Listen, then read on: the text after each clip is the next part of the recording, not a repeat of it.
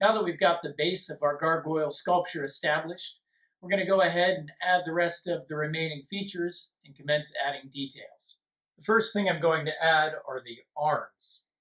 When we make arms, we want to start with a piece of clay that is going to be proportionately long enough. And it's important that we smear and compress this clay. Just like the handles that we made for our mugs, the smearing will help ensure that it's structurally sound.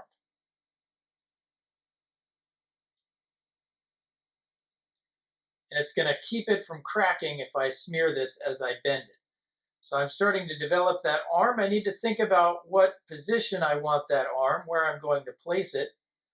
I think I'm going to have this arm coming down to this rock.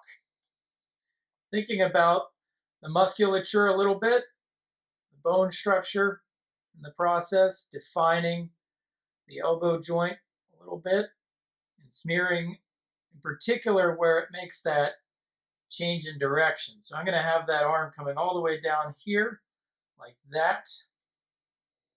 And then I'm going to set that aside and figure out what I'm going to do for the other arm.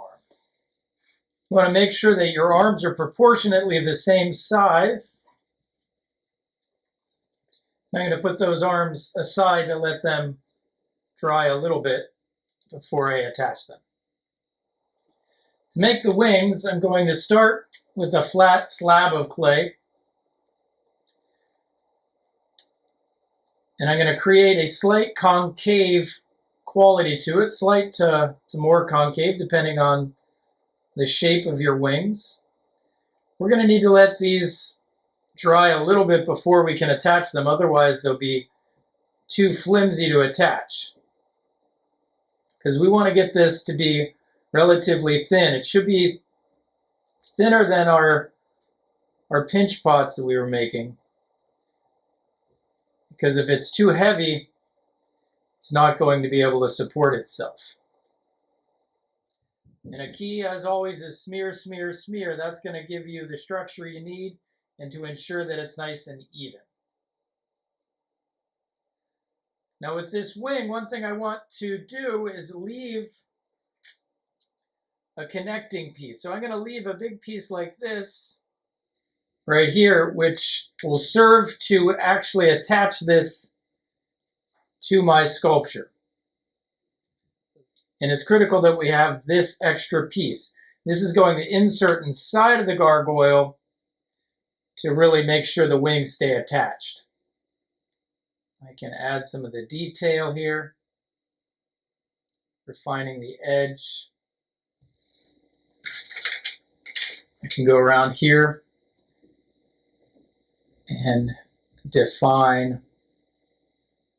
It's a good idea to smear the back as well.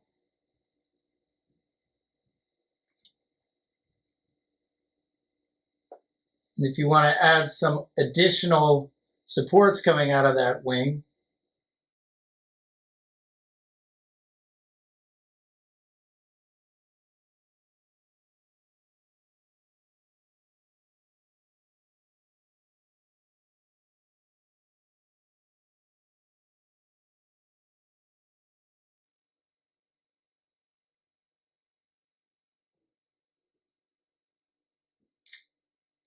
I can use a damp sponge to press that in place.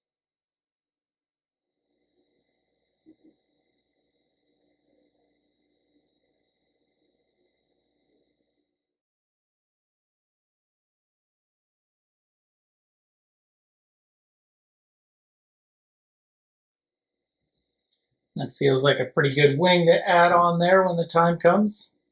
Like the arms, we want to let that set. It's going to need to be pretty secure and leather hard before we can actually attach it safely. So I'm going to lean that to dry face down like our bowls so that it can support itself. I don't want it to collapse. After we've added these details on the inside of the wing, we can further make it more realistic and expressive if we begin to push out from the inside here. That clay can be quite thin and still be supported, especially if it's concave like this. So that's going to make these ridges really stand out and look dramatic. Then we can flip that over. We've got the beginnings of those ridges sticking out here, so we can take our plastic tool again and define, just rounding this out this way and rounding that out that way, trying to mirror the inside on the outside.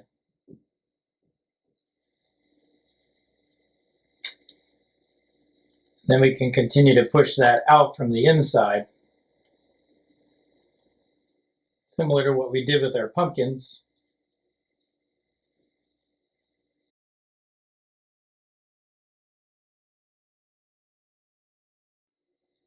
So now I have my pair of wings ready to attach.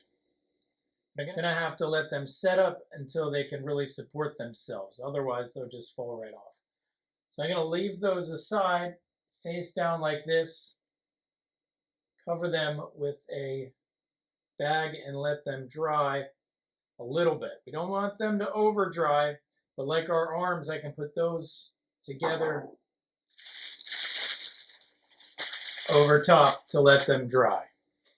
While we wait for our wings and arms to set up a little bit, this is a great time to add detail to the face.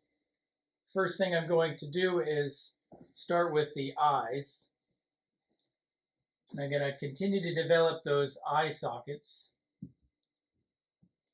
into the bridge of the nose a little bit.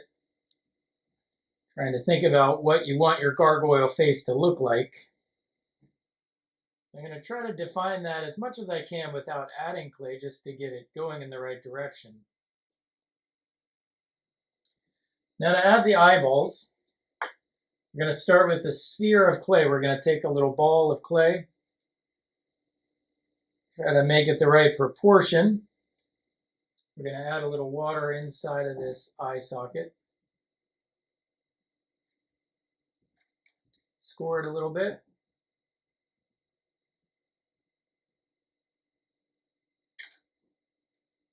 Then blend those score lines away.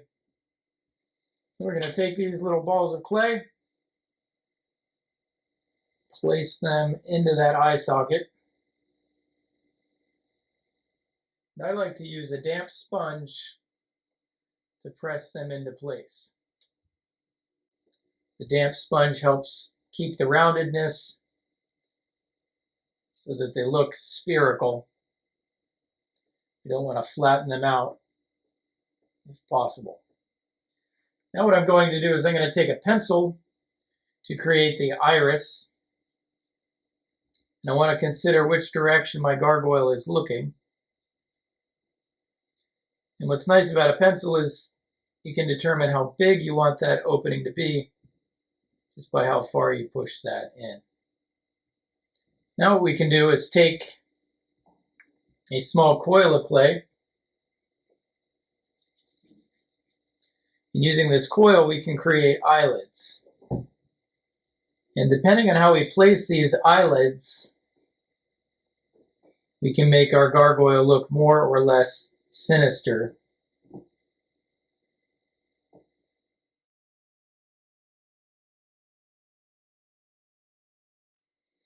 We can do the same thing for the bottom eyelid.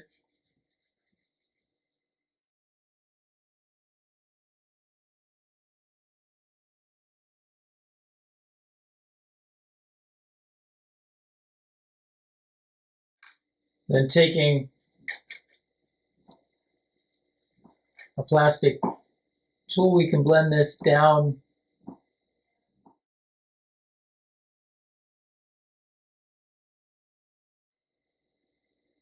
and we can blend the upper eyelid upward.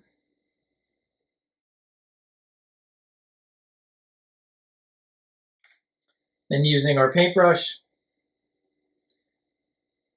we can soften that a little bit. For the nose, there's no right or wrong way with the gargoyle. It's really creative, so I've got the beginnings of a little nose that I'm enjoying the looks of. So what I'm going to do is take some coils here, try to give it a little more of a nose nostril situation here.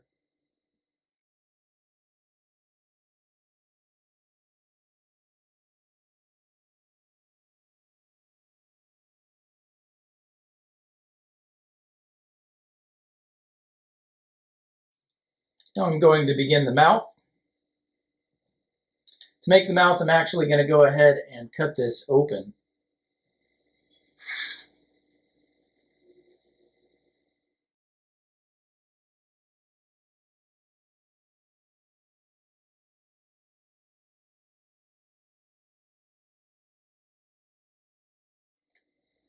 If you're interested in adding teeth, what you can do is take that pencil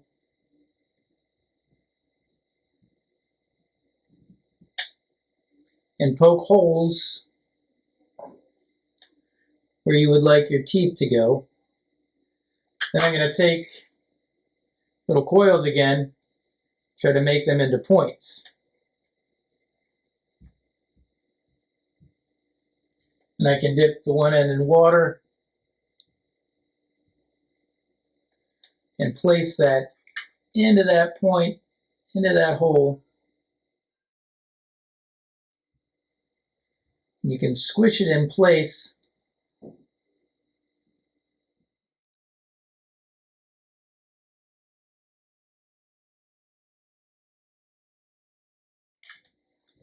can carefully take a paintbrush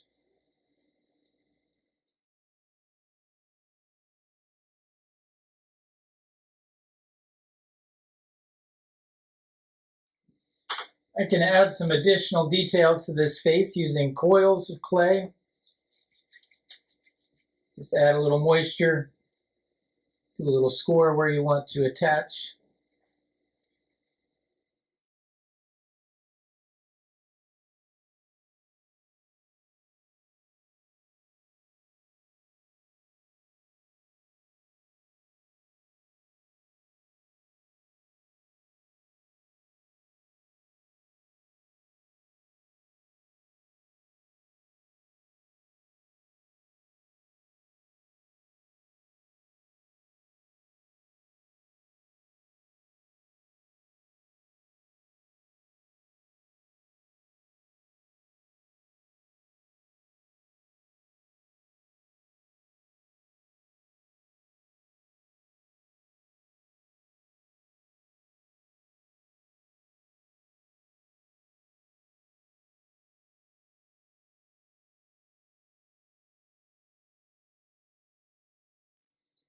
Adding a lot more expression to this gargoyle.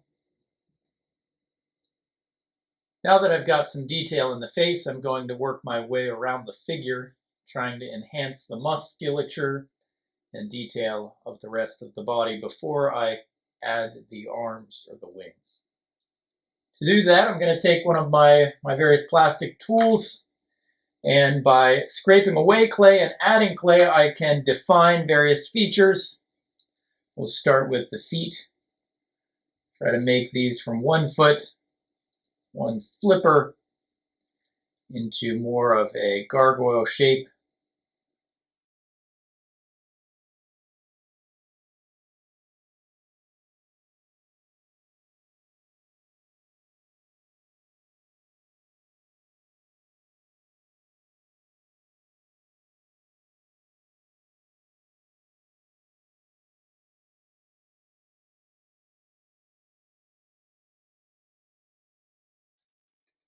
I'm going to move on to the legs now, looking for musculature and bone structures that will make this look more realistic. I'm going to add some detail to this side of the leg, adding some water. Using coils, I'm going to build up a bit of some type of a calf muscle coming down here on the side of the leg.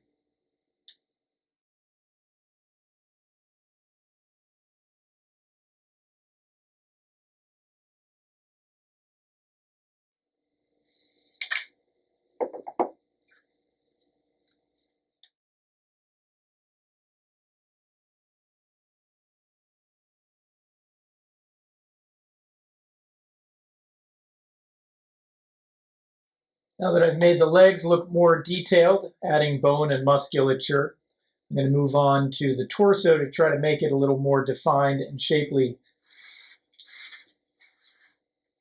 On the side here, I'm going to look for maybe making a rib cage.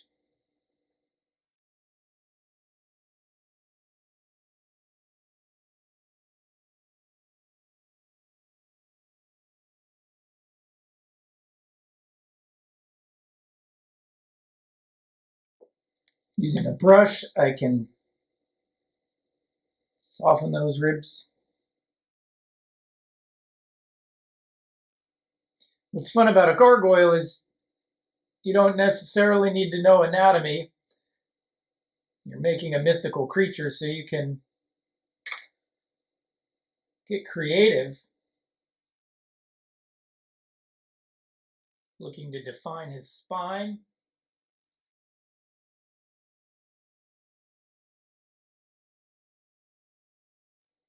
I'm going to take some little balls of clay and kind of add some spikes on his back here.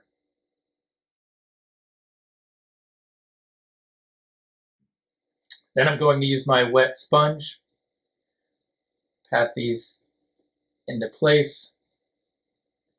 We could leave those like that, or I'm going to actually take damp fingers and try to make these a little more pointy.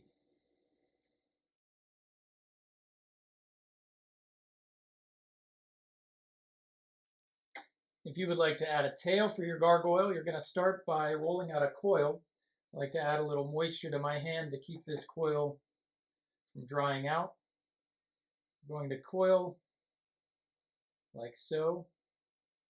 And the key to getting a good tail is it should taper, meaning it's got to be thicker at one end where it's going to attach to the body and get progressively a little thinner. You can use water and kind of pull this like this.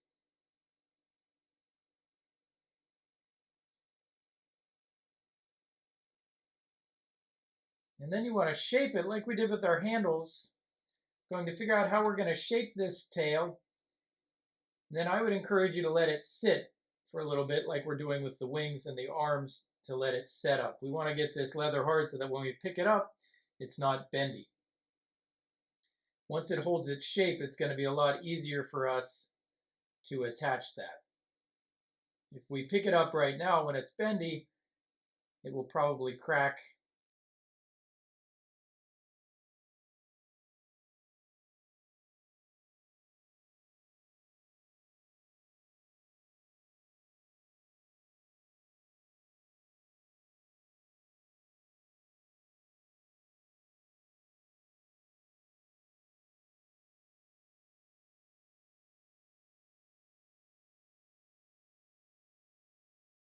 Now I can work my way around and add some detail to the front of the figure here.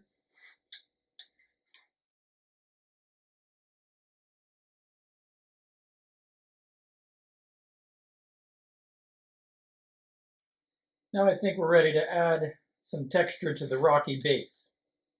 I'm going to continue using this same tool I've been using.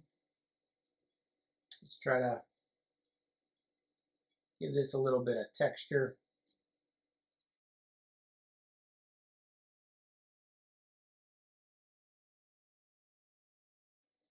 It can be deceptively difficult to make natural materials like rocks look authentic. I'm using a little moisture as I do this, and that's helping to kind of create a good squishy surface texture. You can experiment with lots of different means of making texture. You could find something to press into the surface. You might even find using actual rocks and pressing them into the surface could be a great way to enhance this. Another technique you can use is to take some of our recently carved chunks of bits of clay here. You don't want them to be too hard. You can just put those on top. And that can be a way to potentially enhance the surface with a little more texture.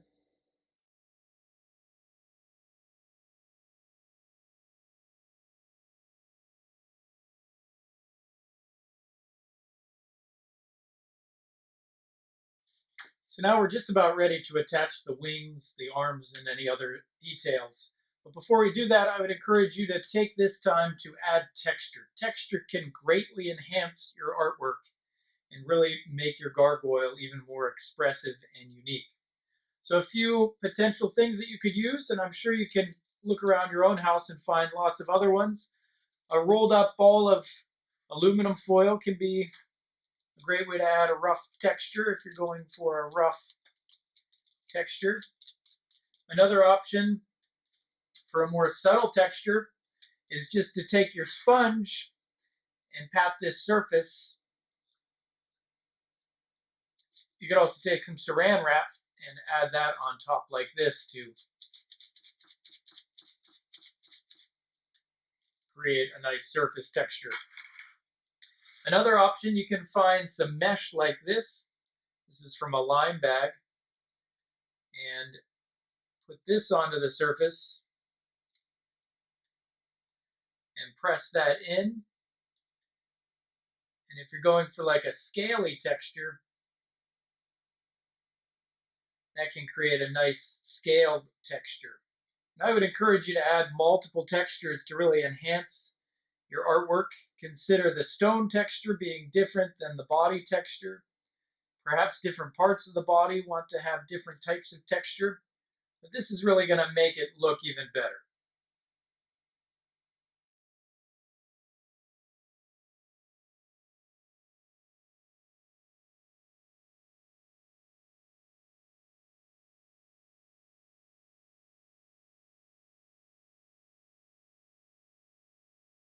It's a nice subtle texture. Now we're ready to attach the arms. To attach the arms, I've let my arms, they were covered overnight in a bag, so now they're leather hard, which means they'll hold their shape. As you see, this doesn't bend easily. If I tried to bend this, it would in fact break at this point, compared to fresh clay, which is very squishy. This, you could squish it, but it would take a fair amount of force, and it wouldn't bend easily like this. So it can hold its shape. It's not going to bend, but it's still soft enough that we can attach it without things coming apart. So to properly attach this, I'm going to figure out where I want that to attach. I'm going to cut a hole, and I'm going to create a little plug. This plug is going to attach to the inside of my arm here. I'm going to add some moisture. Going to score that. Smear it. And I'm going to stick this on and really get that well attached, so that we're creating this little plug that will help increase the surface area and keep the arm thoroughly attached. So I blend those two things together. Now I'm going to find out where else it's going to attach. So I'm going to have this hand attaching to this knee. So I want to score that knee. Add some slip. I'm going to score the inside of this. I'm going to score all of this where it's going to attach. Then I'm going to add water and really smear away all of those score lines. And I place this into that hole. I really want to press those two together, ensuring that we get a good connection. I want to press it to this knee to make sure it's well attached there as well. I blend it together.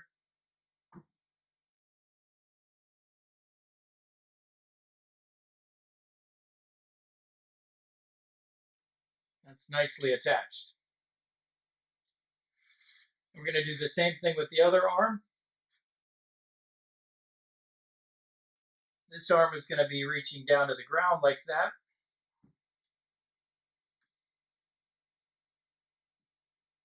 So I'm going to cut a hole, score, add some water, smear, attach to this plug, blend that together, score the areas where I'm going to attach clay. press that together. You've really got to press it pretty firmly together to make sure everything attaches. I blend it. Here I need to build up a little more of the shoulders. So I'm going to add a little clay on top of there. I'm going to add a hand down at the bottom here. Then I can refine these details and add some muscles. Then I can add texture.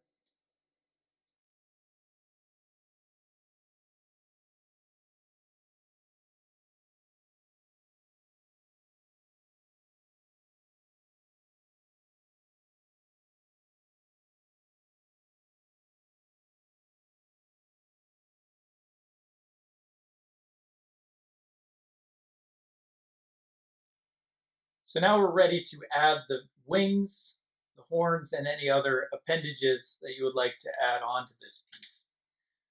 One of the biggest challenges and the things you need to learn about working with clay is monitoring how dry or how wet it is. So I have let these wings dry in a bag, but I've covered the ends where I want to insert it and attach it to my sculpture with some damp paper towel. So I've left this in a bag overnight, so it's pretty solid at this point. As I said, it's structurally sound, but it hasn't started to turn light in color. So if we compare that to this clay, which has been left out, you don't want to leave this all the way out to dry because that will become brittle. It can crack easily, and it won't be able to attach to this clay, which is softer. So the goal is that we have this clay around the same level of dryness as our sculpture itself. And as it gets more dry, this wing is going to get lighter, so it's going to be easier to attach when it doesn't weigh as much. I've also scraped away quite a bit of clay here, so this is quite thin. Much, much thinner than a pinched thickness of a pinky. This is close to the thickness of this gray tool right here. So you can make that pretty thin if you structurally build it the way I have here with these concave shapes. You could also, you don't need to have wings, and you could also have your wings draped so they're not quite as precarious as what I'm doing right here. I also have a tail that I've left out to dry. I've covered this in a bag, and now, as I said before, it's not going to bend because it's dry enough. I also have some horns, and I want these to be dry enough that I'm not going to distort the shape when I press them in, and some ears that I'm going to attach. Likewise, all of these I've added little bits, little nubbins that I can insert into the body of the gargoyle to ensure that they're going to stay attached. So we'll start with the smaller pieces and build up to the wings. For the horns, I want to decide where I'm going to place these horns. And I'm going to cut a little hole there.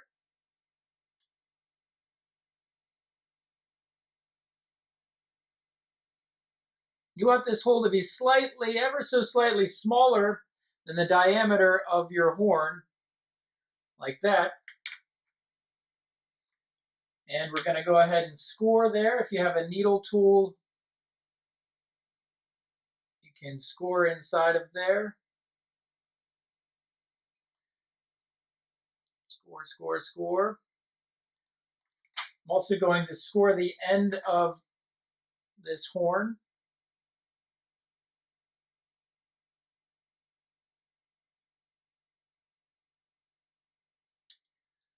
Add some water and really smear that.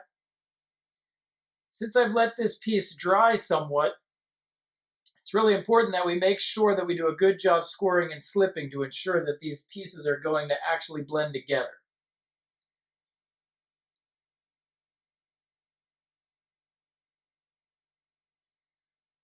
So if I cut that hole slightly smaller, then it will take a little bit of pressure and we can push that into place. And to reinforce that, I'm going to take a little coil of clay.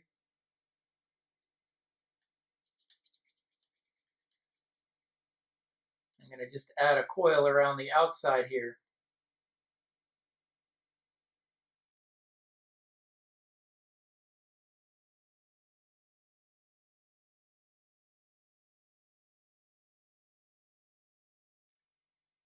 Now I can add my ears.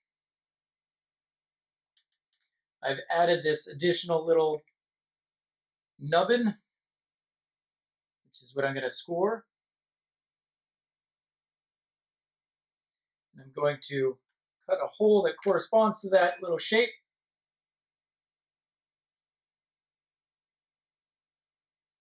By sandwiching this ear like this, it's going to be much more structurally sound than if we just stick it on. If we were to just try to press it onto the surface, just press it on there, we're not going to have enough surface area. But by connecting it on either side, it's going to make a much more stronger connection. I can take another coil to reinforce back here.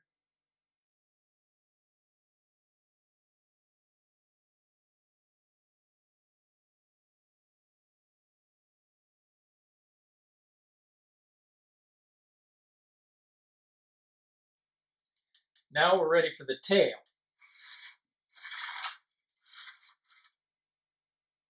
So I've created some excess tail. This whole portion I'm going to insert inside of my gargoyle. This might be a little tricky because I'm going to need to pick up this gargoyle carefully.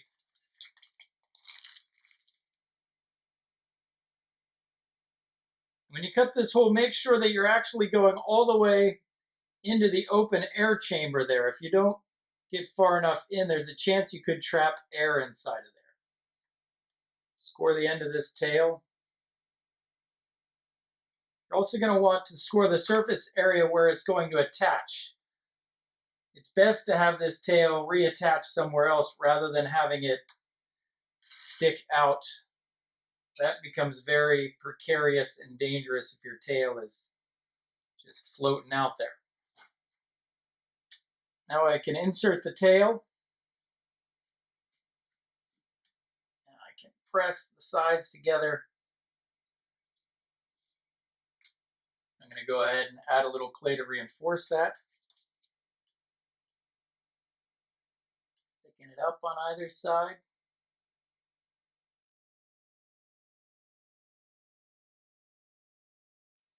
I'm going to try to make sure this is well attached. And finally, for the wings.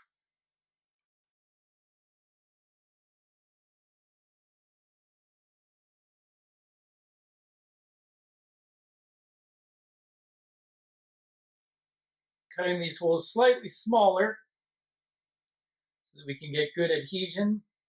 And we can score the inside of this. We can score the ends where we're going to attach. Add some moisture. And smear that. And we can insert this wing, carefully pressing it into place. And add a supporting coil.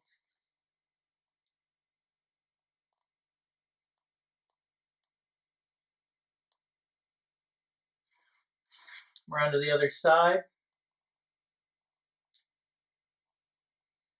I'm going to add some more supporting coils right here. Now for the second wing.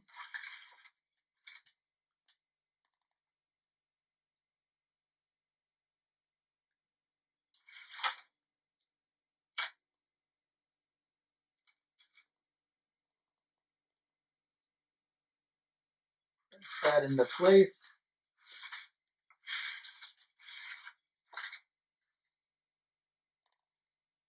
Reinforce with some coils here. Now we can spend plenty of time refining, adjusting textures, enhancing the detail. As this dries, it's going to become easier for us to do more carving and refining of some of these details. Sculpting a gargoyle is certainly a challenging assignment, but I hope you found this rewarding, and I hope you took the time to invest in details and made your gargoyle expressive and unique.